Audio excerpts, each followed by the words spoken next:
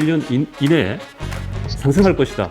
이런 것들을 인간의 힘으로 그렇게 확실하게 얘기한다는 것이 가능할 수 있느냐? 이제 저는 이제 부동산 컨설팅 관련해서는 당연히 추천해 줄 수 있다고 봐요. 그리고 뭐 당연히 틀릴 수 있고요. 네. 일정 기간 투자해본 사람이라면은 네. 내가 자신 있게 뭐 어떤 종목이 어느 시점에 뭐 어느 정도로 오를 것이다라는 그런 확신은 할 수가 없거든요. 반갑습니다. 피어슨입니다. 안녕하세요, 한라산물고입니다. 자, 오늘은 조촐하게 두 명이서 여러 가지 얘기를 나눠볼 텐데 일단은 저희가 리치 아빠님하고 컨퍼런스 콜 어떤 주제에 대해서 컨퍼런스 콜을 하는지. 일단은 최근에 이제 불거진 모 부동산 컨설턴트 전문가라고 하죠. 부동산 유튜버 그렇죠. 유명했죠. 유튜버 분이신데 약간 무리 아닌 무리가 있었고요. 그거에 대해서 얘기를 좀 해볼까 생각을 해서 네. 전화를 한번 드려보겠습니다. 네. 네, 여보세요. 자, 여보세요, 리치 아빠님. 네, 자, 컨퍼런스 콜을 이제 하는데요. 일단은 크게 두 가지 정도로 이제 리치 아빠님하고 이제 논의를 좀 할 게 있습니다. 예, 첫 번째로는 부동산 컨설팅을 하는 유튜버의 사태를 아시지 않습니까? 일단은 제법 이제 적지 않은 금액을 받고 어떤 픽을 하는 주택을 픽을 하는 그런 컨설팅은 이제 시세 차익이 원하는 기간에 원하는 만큼 나지 않으면 사실은 사기성이 이제 있을 수 있다라는 이제 견지였고요. 그리고 아파트를 샀는데 이 아파트가 6개월이나 1년 이내에 확실하게 상승할 것이다. 이런 것들을 인간의 힘으로 그렇게 확실하게 얘기한다는 것이 가능할 수 있느냐? 이런 부분에서 얘기를 좀 했었습니다. 일단. 예, 뭐 그 유튜버 같은 경우에는 좀 개인적으로는 네. 좀 좋아하는 유튜버이기도 하고 개인적으로 좀 알긴 하는데 그렇죠. 이제 그 나중에 이제 그런 사후의 처리에 대한 관련된 유튜버만 봤을 때는 네.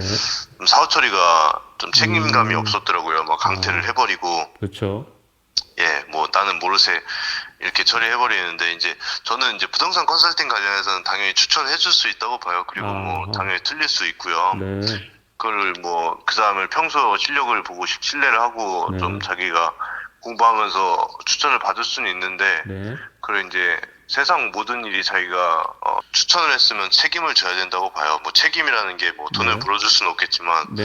뭐 애프터 서비스로 뭐 하나를 더 해준다든지 네. 아니면 뭐 그래도 좀 선의로 했는데 틀리게 돼서 미안하다 이렇게라도 얘기를 해줘야지 이렇게 모르쇠로 하는 거 자체는 저는 문제라고 봅니다. 그러면은 리치 아빠님은 일단은 이제 유료 어떻게 보면 컨설팅이라고 할게요. 이제 네, 이런 것들에 대해서는 할 수 있다. 네, 할 수 있는데 다만 컨설팅을 했는데도 불구하고 그 이제 의도하는 효과가 나지 않았을 때에 어떤 식으로 대응을 하는지가 네, 그게 이제 문제였다라고 하시는 거잖아요. 네, 맞습니다. 네, 그러니까 요거는 약간 이제 관점에 차이가 있는 것 같고요. 저는 그래서 이런 거거든요. 이제 그런 이제 사례들이 있었고 우리 이렇게 촬영하는 그룹이 있는데 여기서는 저나 불곰님이나 리치 아빠는 마찬가지고 로킴도 마찬가지고 이런 류의 이제 컨설팅을 하는 것들은 지양을 하자고 약간 이런 식으로 얘기를 했었고요. 그런 차원에서 보면 이제 네이마리 님도 그분은 제가 알기로는 이런 식의 컨설팅, 그러니까 콕 집어 컨설팅은 안 하시고 일단 경매를 어떤 식으로 효율적으로 하고 경매 물건을 얼마나 이제 잘 받을 수 있는지 이런 식의 강의를 하는 것 같은데 네. 어떠실까요? 그분은? 예, 뭐 경매 강의 하시는 분들은 이게 추천보다는 이제 어느 물건이 네. 현 시세 대비 네. 지금 싸게 나왔으니 뭐 유찰 2번 이후에 경매 받으면 괜찮다. 이 정도 많이 강의하시는 것 같아요. 그런 강의하시는 류의. 분들은. 그래서 장기적으로 저는 이제 그런 관점은 다르더라도 우리가 이제 영상을 이제 찍고 할 때는 그런 류의 이제 시세 차익을 이제 어떻게 보면 확정하는 그런 식의 이제 얘기들은 지양을 해야 되지 않을까 싶은 생각이 좀 있습니다. 그리고 사실 경매의 방법이나 이런 것들을 알려주신다면 그거는 환영, 언제든지. 저희도 이제 보면 주식을 하는 방법, 그리고 부동산을 어떻게 잘 사고 임장을 잘하는지 하는 방법, 이런 것들을 알려주는 것들은 환영인데 혹시라도 약간 무리되는 것 이슈가 있으면 여기에 한순간에 쓸려가서 우리의 이제 지푸라기 같은 채널들이 한순간에 날아갈 수가 있기 때문에 그런 것들을 좀 걱정해서 이렇게 좀 말씀을 드려봅니다. 일단 저는 뭐 호재나 네. 어떤 지역 분석 이런 거는 괜찮다고 봐요. 아, 판을 그렇죠. 찍어주는 거는 그렇죠. 좀 뭐 문제가 있지만 네. 그래도 어떤 이런 지역의 이런 호재는 그래도 뭐 좋은 호재 같다 이런 정도 얘기는 할 수 있다고 생각합니다. 예, 알겠습니다. 그거 이제 존중을 하고요. 자, 네. 하여튼 이렇게 한번 여쭙고 싶었고요. 아, 네네, 알겠습니다. 촬영 즐겁게 하시고 유익한 시간 되셨으면 좋겠습니다. 알겠습니다. 통화 이제 연결 감사합니다. 예, 수고하십시오. 네, 제가 있었던 이제 거죠? 피상적으로 이제 보기에는 일단은 이제 다소 고액의 네. 이제 컨설팅 비용을 받고 어떤 이제 물건들을 이제 추천을 이제 물건이라 하면 실제적인 뭐 아파트면 아파트, 주택이면 주택 이 물건들을 추천을 이제 해서 그걸 사면 일정 시간이 지나면 시세 차익이 있을 것이다. 이렇게 이제 한 것 같아요. 예. 매수한 부동산의 가격이 오를 것이다. 그렇죠.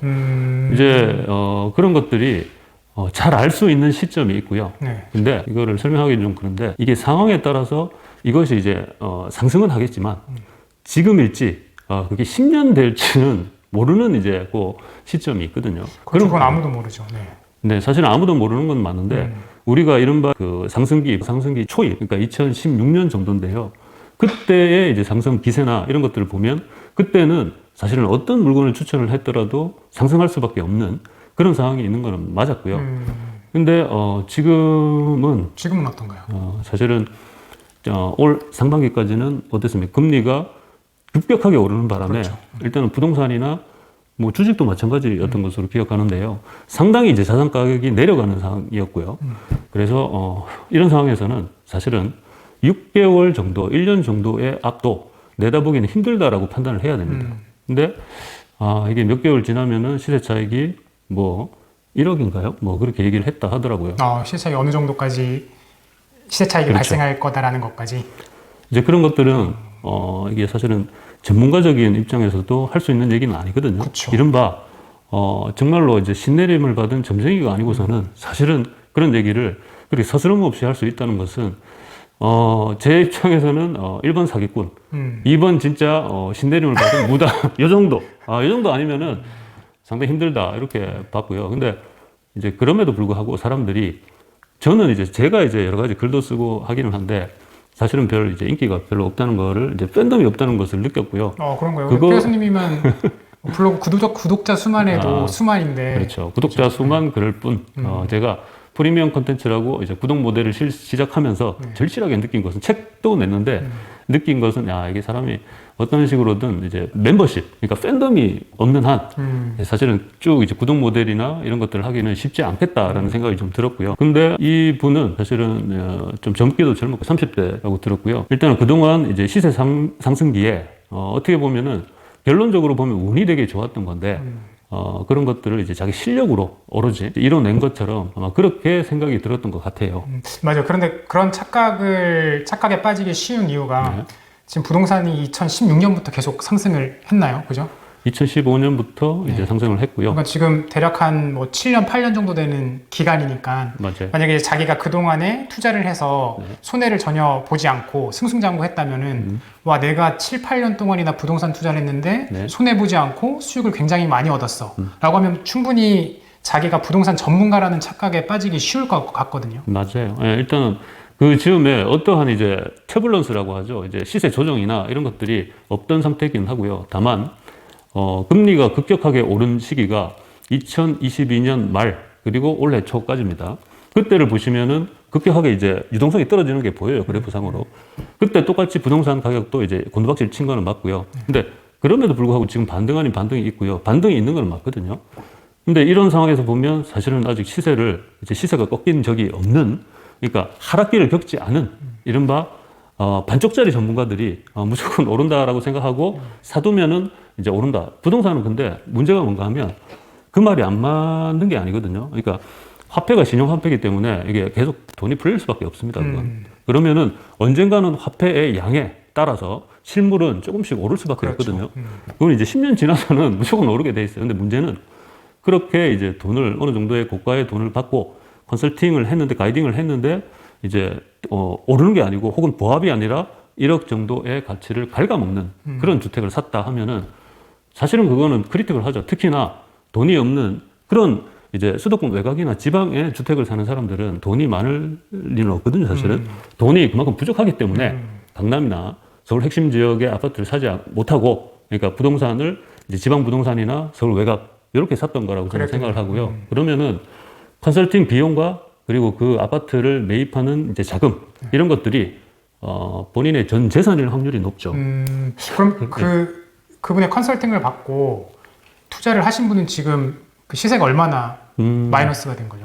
제가 이제 왜 제가 이런 식으로 말씀을 드릴 수 있냐면 거기서 이제 특정한 이제 아파트 지역의 아파트를 이제 콕 집었는데 거기는 제가 10년 이상 전부터 보유를 하고 있던 아파트를 맞거든요. 그래서 그 아파트 이름을 보는 순간 저는 10년간 계속 월세 세팅용으로만 이제 보유를 했었고 그 월세로 인해서 현금 흐름이 계속 발생하는 용도로 했다는 거죠. 네. 맞습니다. 그리고 제 글 여기저기서 보이는 모델링의 아파트가 그거였거든요. 1억대 초반에 사서 이제 가격 추이를 너무나 잘 알고 있죠, 저는.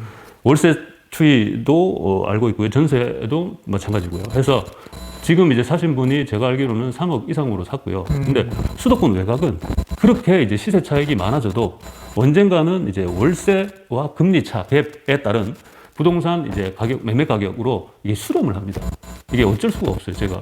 그러니까 필수제의 아파트, 필수제의 주택이 가져지는 어떻게 보면 제한적인 상승 그런 것들에 대한 이해가 있어야 돼요. 그리고 그 이해를 바탕으로 가이드를 하든 이제 컨설팅을 하되 그것조차도 그 컨설팅을 한다고 뭐 픽을 해서 아파트를 픽을 해서 돈을 받는다.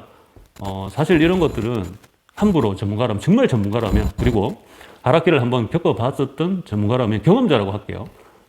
경험 투자자였다면 그런 식의 액션은 취할 수가 없습니다. 왜냐하면 내일 어떻게 될지는 사실은 모른다가 정답인 거예요. 그렇죠. 예. 주식은 더 할 거고요. 네, 주식은 뭐 주식도 약간 그러니까 그러니까 부동산은 주식보다 덜 변동적인 부분은 있잖아요. 네. 네. 뭐 주식은 정말 맞습니다. 예. 주식은 정말 변동성이 크기 때문에 네. 이게 주식을 정말 어느 정도 일정 기간 투자해본 사람이라면은 네. 내가 자신 있게 뭐 어떤 종목이 어느 시점에 뭐 어느 정도로 오를 것이다라는 그런 확신은 할 수가 없거든요. 그렇죠. 심지어는 예, 뭐 자금과 세력이 있어서 주가를 어느 정도 컨트롤할 수 있는 사람들도 왜 최근에 보면은 네. 이제 뭐 라시 사건도 있고, 네. 저는 주가 하락 사건을 보면은 자금력이 있고 세력이 있어서 어느 정도 컨트롤이 가능한 그런 세력들도 예, 주가를 확신할 수가 없는데 뭐 보통 맞습니다. 사람들이야 더 하겠죠. 그렇죠.